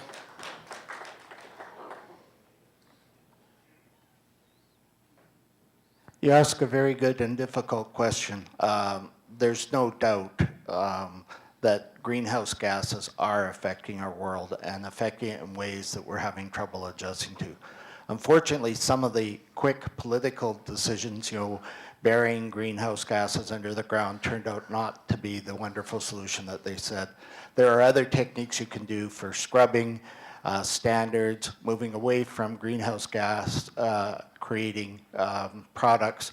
But the bottom line is we're going to have to do it, and we're going to have to do it in a responsible way. And quite frankly, coming up with the quick fix solution that sounds great on paper but means nothing in the long term isn't going to help us. Let's go to Buck.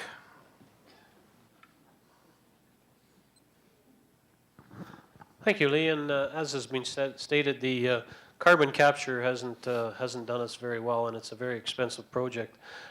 Greenhouse gases, absolutely, they are an issue, and as you heard Christine say, we are the stewards of the land, and we need to make sure that we take care of it, and we absolutely do what's proper, and that's what we plan to do with the Wild Rose Party. And Crystal.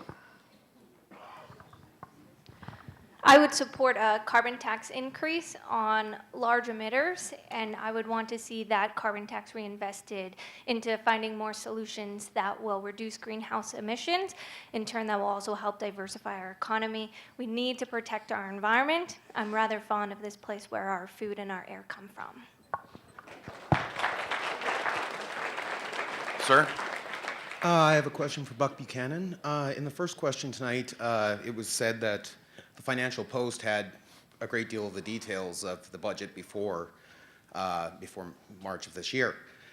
On buckbuchanan.ca, which is still posting as a PC nomination site that goes to your Wild Rose Twitter, you say that you want to reduce classroom sizes, modernize our public institutions, and build sound infrastructure. How did you expect to do this when you know before the nomination what the budget really was? Buck. Well, we were present at the AUMA President's Summit in Edmonton the week before the budget came out, and I see Mr. Curtis sitting out in the audience, and most of the ministers from the government were there, and no, they did not release any of the information as to what was going to be at the budget. I also sit on the AUMA committee, which represents cities up to 500,000 people, and we actually had Minister McQueen in a couple of weeks before the budget was released, and she would give us no details, none, on what was going to come out in the budget. So when the budget did come out, like I said, I was very surprised as to the 59 new taxes, and the fact that the average family is going to cost them $2,500. Anybody else want to answer that one? Okay. Moving to that microphone. Hi. We'll stop picking on Buck, so I'll just assume that that's unfiltered Red Deer tap water in your bottle there. We can deal with that when you're back at your day job. My question is for the PC candidates. Sorry? Jim, don't be sorry. I'll explain it to you later. I'll understand. My question is for the PC candidates. Jim Prentice has been throwing around a number that will lose 9,000 jobs with a 1% corporate tax increase. I'm wondering exactly where he got that number from. Where was the study done? Who were the economists behind that number? Does that include a tax increase for small businesses? Alberta small businesses only pay 3%. Okay. And the NDP can jump in on that too, because that's who he was attacking. Okay.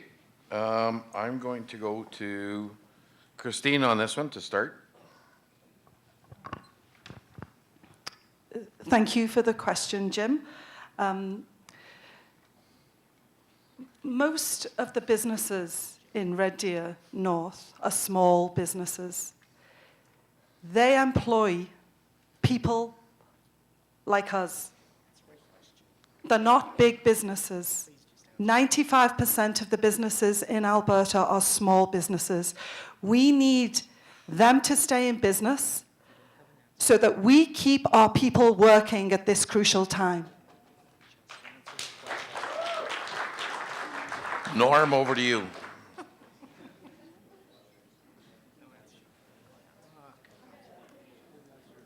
Norm? No, she didn't answer the question. I want to know exactly where you got the number from. Answer the question. Come on. Well, not fully prepared to answer that question right now. All I can say is that Mr. Prentice lied about following the law, calling this early election. In my profession, I've been ingrained with habits of doing my due diligence to ensure that I've studied things from every possible angle. Because of the early election call, I haven't had sufficient time to prepare on all subjects. And I would ask that you provide me with your contact information so that I can find out the answer you need and get back to you. Okay, let's go over to Barb. That wasn't Please. That's the question. Darcy was supposed to answer that. Sorry? question. I said I asked the PC candidates that All question. right, He is Darcy. not a former member. Thank you for the question. Thanks for the opportunity, Ken. So first to your first question, Jack Mintz, the economist from the U of C, is the person that did the research. It's been fully shared with the public of Alberta in a document that you'll all receive in the mail. The thing that I'm going to ask you to consider is that we run significant risks if we start playing around with corporate taxes. And here's the risks that you run. The first risk is that you incur job loss, and the number of 8,900 is what we discovered in our research, is that in the last 3 months, we've lost 50,000 jobs due to the drop of oil. If we want to continue to lose jobs, the best strategy to do that is to tax corporations. They have an obligation to generate a return for their shareholders. And when they have more tax placed on them, they have two choices. Choice one is cut expenses, and generally that's people. Or choice two is raise their prices, which is really a tax on all of us. But it's an indiscriminate tax on all of us. So what happens when you raise taxes, corporate taxes, for example, is you run the risk of bread, food, milk, housing, lodging, everything across the economy going up in price. And it's indiscriminate because it doesn't go Time. after...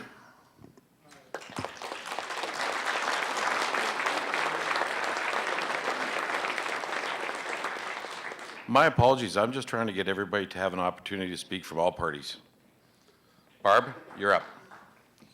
Okay, the NDP has investigated, and on profits on corporations, a 0.5% increase brings in $500 million to the Alberta coffers.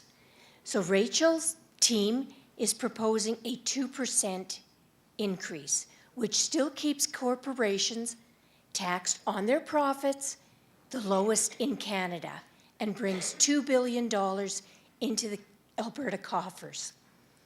That money can be used for schools, healthcare.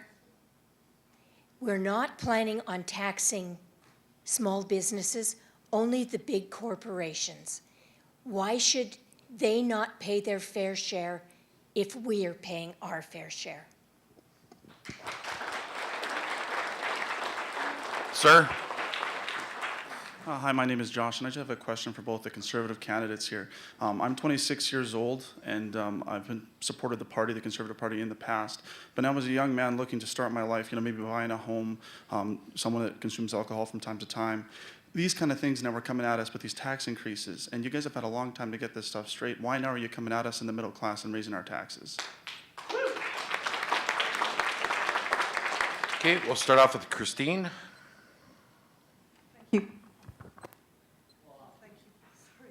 I beg your pardon, thanks for the question. You know, we're facing really, really tough economic times in the future, and it's hard for everybody. So we all need to pull together and work together as this plan that Premier Prentice has laid out. He has said it's going to be difficult. It's going to be difficult, but it's to get us off the roller coaster that we're on. And we're going to plan our future not based on the price of oil, but we're going to build hospitals, schools, and roads at oil priced at $50 a barrel, so that the extra money, when it and if it comes back, it will come back, that we can pay off the heritage, add to the heritage fund, and pay off our infrastructure. So it is difficult times, and we really do need to pull together. Anybody else? I have room for two other answers. Serge? Sure. when Premier Prentice tells us that we're all in this together and we should all be part of the solution. That includes the corporate world as well. Anybody else? Go ahead.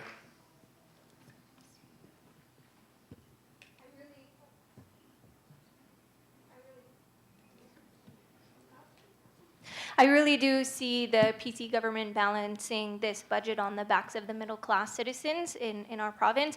One simple example is our healthcare premiums, or our waiting room tax, if you will. My family, for example, pays 2 times for that tax. I don't think that's fair. The Alberta Party has a better way. Let's get corporations contributing a fair share as well. Let's move to a more progressive, equitable income tax regime where we spread that out over a variety of income taxes. Okay. It's 8:15. Time's up for questions. Sorry. Next one. Now what we're going to do is we're going to move into summaries. Okay, and the candidates will be speaking in reverse order. I would suggest that they will all remain where they are and present from there, since they only have 1 minute to present. Is that okay with everybody?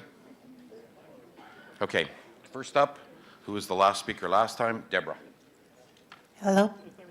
On May 5th, the people of Alberta will make a very important decision. A decision that will most likely set in motion the future of our financial security as a province and speak to the level of care Albertans demand from their government. The Alberta Party consists of leadership that is trustworthy, honest, and accountable, empathetic, and focused on urban issues. Albertans can count on us to lead progressive, forward-thinking, like equal pay for equal work, gay-straight alliances, and informed parental vaccine consent. Albertans can count on us to invest in improved access to healthcare, adequate funding for municipalities, and excellence in education. We will be there for small businesses, environmental leadership, and to support entrepreneurs. On May 5th, make a difference and vote Liberal.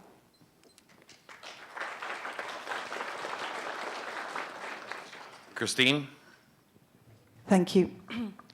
Red Deer North is a thriving community that faces growth challenges. We are the oil and gas field service centre for Alberta, and with the downturn in oil prices, we are facing tough economic times. We need to protect jobs in this province more than ever. We need to encourage investment and focus on our community. I'm a community builder with a strong record of community service. I believe in the power of partnerships. I know the trust that comes from relationship building is key to success. I am a hard worker and always willing to go the extra mile. I get things done. I believe that my record of success as a school board trustee, a school board chairperson, a Red Deer College board governor, a co-chair of children's services, a $1 million fundraiser chairperson, a municipal councillor, and a business person proves that I am a strong and experienced voice for Red Deer. I am ready to be your voice in Edmonton. Thank you.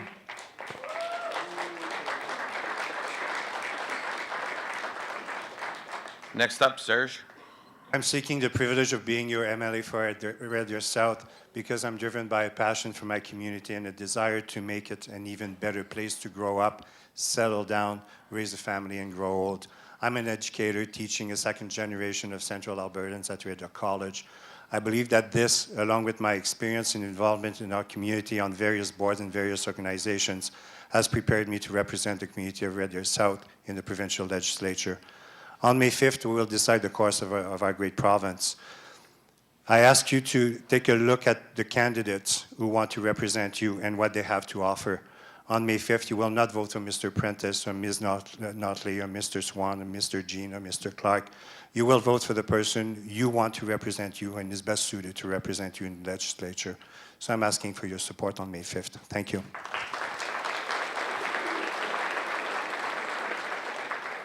Buck.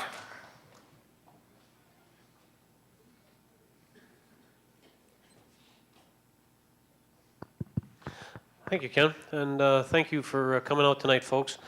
On May 5th, I'm looking for your support. I've been on Red Deer City Council for 7.5 years now, 2.5 terms, and We've gone through many, many budgets.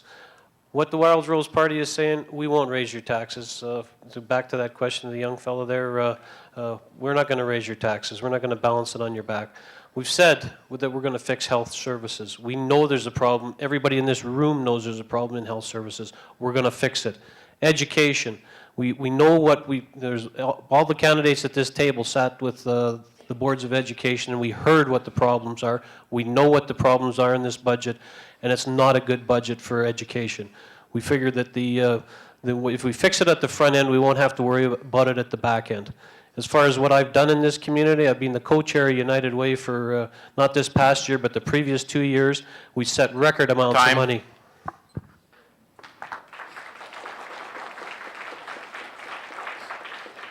Darcy. Thank you, everybody, for being here this evening. Albertans and residents of Red Deer South have an important choice to make in this election. On one hand, the Wild Rose has a scorched earth policy to cut and slash our way to economic prosperity.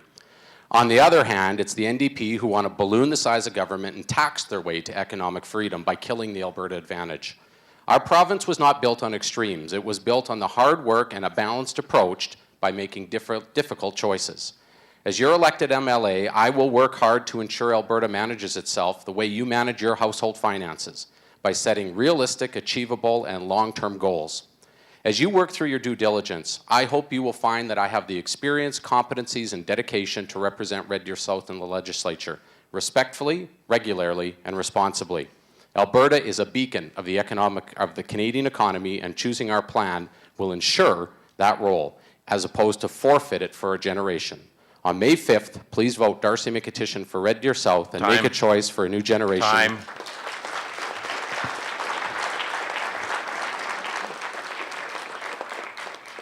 Michael. I just want to reiterate that one of my primary reasons for running this time is to provide a positive voice for change that does not follow traditional party politics. The views of the constituents should be paramount. We should break the pattern that people vote a certain way not because they believe in it, but because some backroom party person or party brokers have ordered them to do it. We've got to just simply get away from that. I talked about the healthcare boards getting powers. I think school boards should get greater powers and get more ability to set the property taxes because they know what the local priorities are. Bring the power back to the grassroots and the people that are democratic selected. Finally, I've been working very hard to earn the trust and respect of the people of Red Deer North. I've spent a lifetime doing that. I've made mistakes. But I hope that I built a reputation of integrity that you will vote for me on May 5th.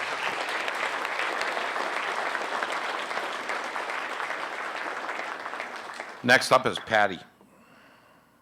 At the doors of South Red Deer, I have heard the dilemma from citizens, and their dilemma is, who do I vote for? Many people make that decision, and their decision has been in the past and will always continue to be, they will not vote because they are not in favor of what is happening with big government. And so if ever there was a time to vote for an independent candidate, it's now. We do not need huge government and huge government bureaucracy to run this province. We need dedicated MLAs who have the interests at heart of all Albertans, all Alberta citizens. Thank you.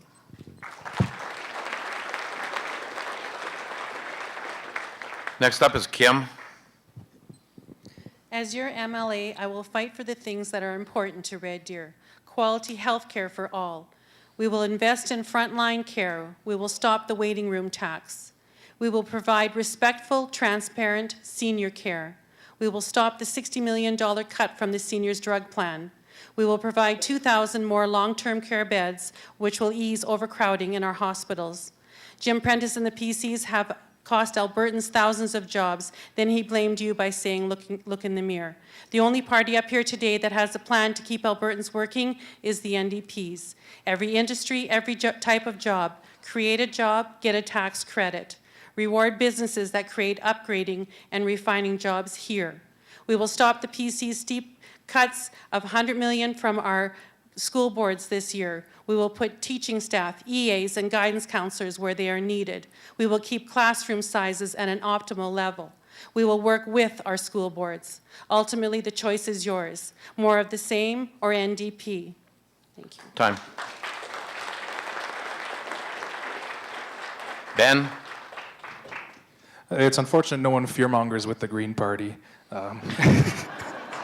If you want to know our party's policies, they're all online. It's open, it's clear. But at the end of the day, everyone in this room is a constituent. I trust you to make the best decision. If elected, I would look to you because you are participating in the democracy. Read about every party, vote based on their facts over their fiction, but if you only do one thing, on May 5th, vote.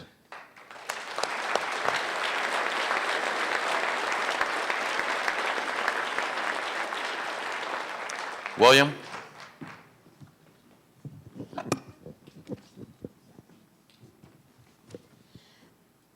Public policy gets complicated. That's why parties distill it to clean sound bites and simple messages. This may sound awfully cynical, and that's not the intent. But if you're going to engage as a civil society organization, do it with your eyes open. I'm not here to be loved. I'm here to hold them accountable to their policies and hopefully make a difference in our community. Thank you.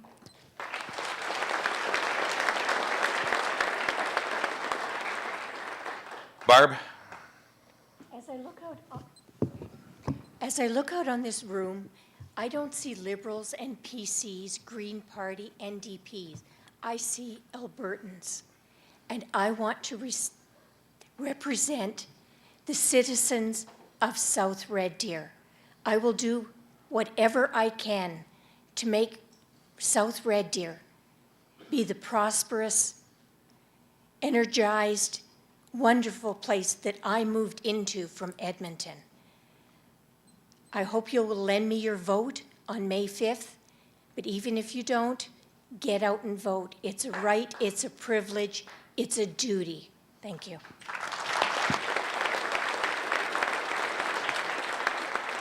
Norm? Thank you, everyone, for coming out tonight. I'm not concerned with the PC party fear-mongering anymore. At this point, they're so far behind in the polls and crumbling, their time has passed. What I'm concerned with is the threat. What I am concerned with is the threat of an NDP government in Alberta. That would be an unmitigated disaster for our economy. I suggest that if you have basic fiscal conservative values, you support the Wild Rose Party. We're the only party that won't raise your taxes. The Wild Rose is the only party that can stop the NDP. We're the next evolution of the fiscal conservative movement. Vote Wild Rose for economic stability and the only party that won't raise your taxes.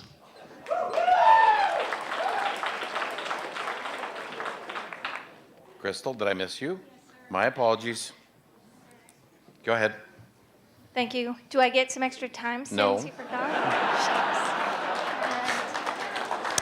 The Alberta Party is a politically centered party. We are socially progressive and economically responsible. The Alberta Party will protect our frontline services that we need in our health and education systems. We will reduce our dependence on oil and gas royalties through encouraging market-driven diversification, investing in education, and using sustainable, predictable revenue sources to fund our core services. I might remind the Wild Rose Party that our health and education system is paid for by our taxes. The Alberta Party does not support health premiums or a sales tax because it hurts those least able to pay. We will balance the budget over the 6 years while addressing revenue, spending, and transparency. The Alberta Party will uphold the values of modern Alberta, and we have an optimistic vision of sustained prosperity for our province. Thank you.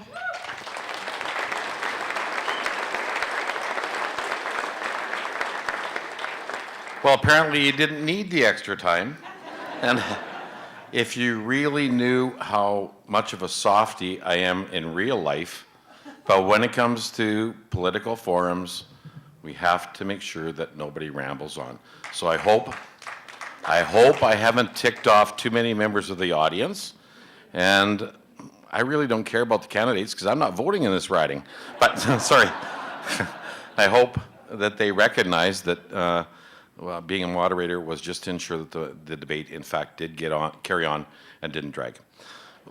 Thank you.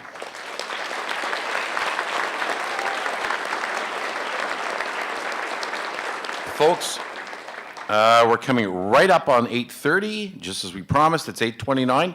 I'd like you to give everybody who's up here on the panel a round of applause for their comments.